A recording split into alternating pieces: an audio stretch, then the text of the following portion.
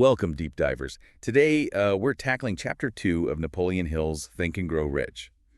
It's titled Desire, the starting point of all achievement. And it really is the starting point, isn't it? Everything seems to flow from this one concept. Exactly. Our mission today is to kind of unpack this idea of a burning desire, how it's not just wanting something, but something much, much stronger. Like a force that can, as Hill puts it, almost bend reality. Not magic, but, sheer definite desire. Okay, let's kick off with a classic example Hill uses, Edwin C. Barnes. Ah, yes. Barnes shows up in Orange, New Jersey. Looking like a tramp, apparently, but inside.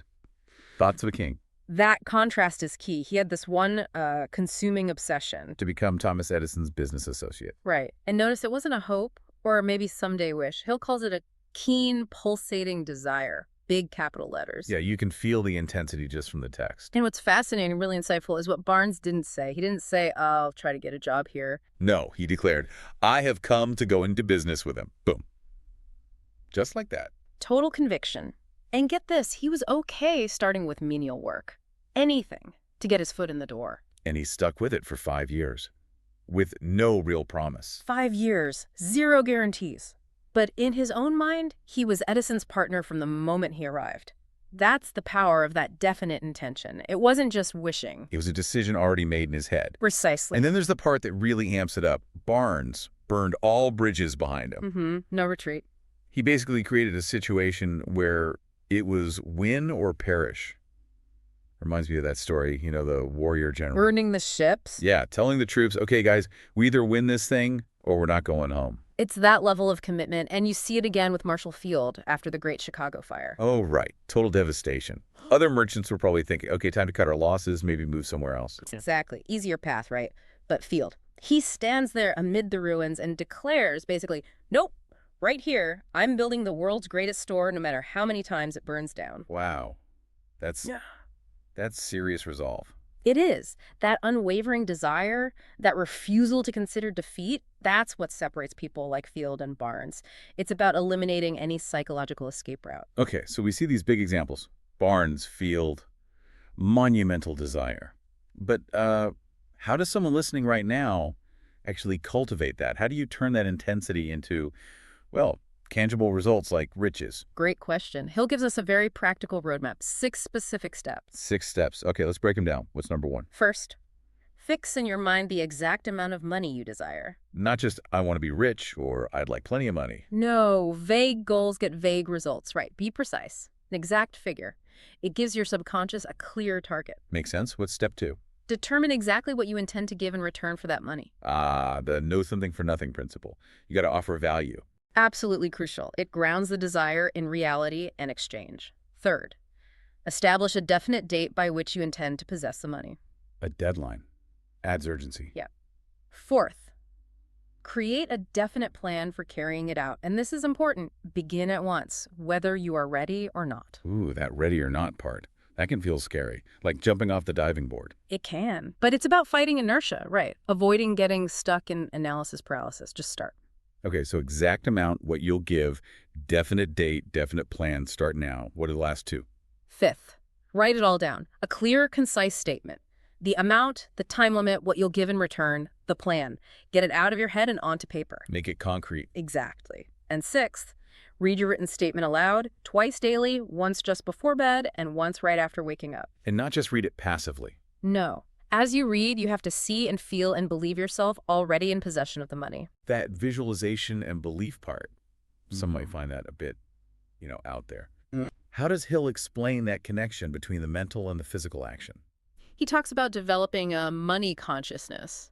It's like tuning your mind to a specific frequency.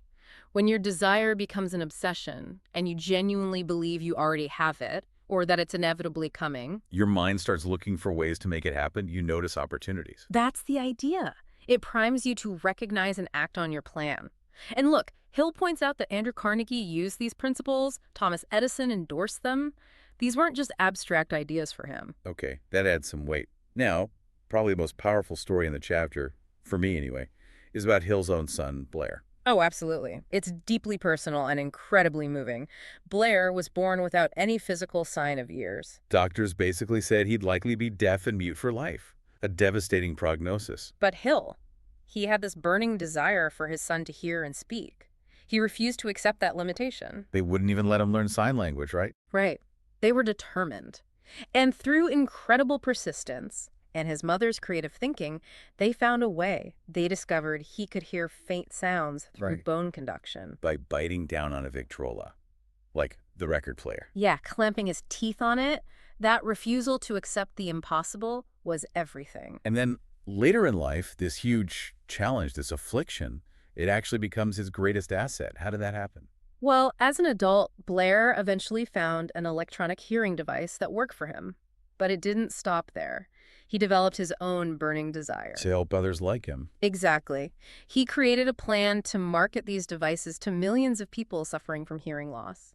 He turned his personal struggle into a mission, a successful career of service. It really makes you think, doesn't it?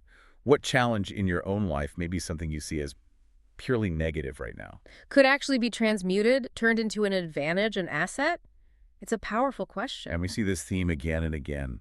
Madame Schimmenheink, the opera singer, told she was too unattractive to succeed. But her desire to sing was stronger than that judgment.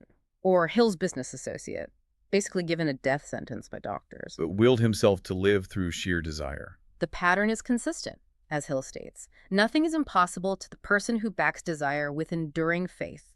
Faith being that belief component we talked about. Yes, and there's that poem Hill quotes that sums it up so well. I bargained with life for a penny, and life would pay no more.